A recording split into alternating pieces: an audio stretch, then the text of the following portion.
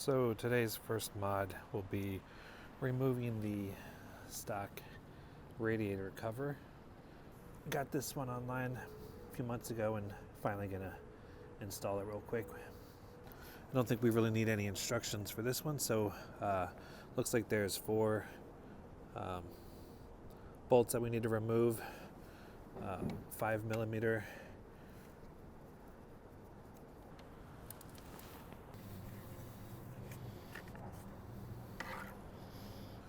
So before I put the new one on, I'm gonna clean that right there.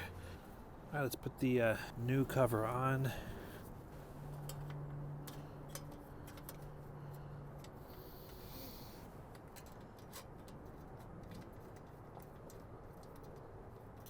So the top bolts are the shorter bolts, and the bottom one, just make sure everything is lined up.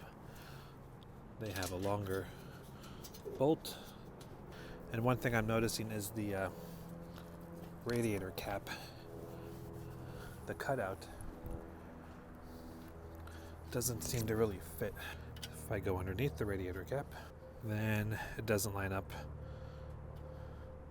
If I go over cap, which is not ideal, but how often do you need to take off the radiator cap? So that's how I'm going to leave it for now.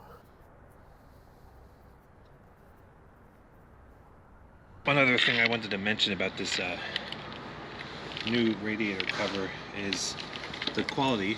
Besides it saying Rebel, which is nice, it's some form of metal, maybe like aluminum, but the stock one is just plastic, so it's definitely better made than the stock one, and it looks cooler.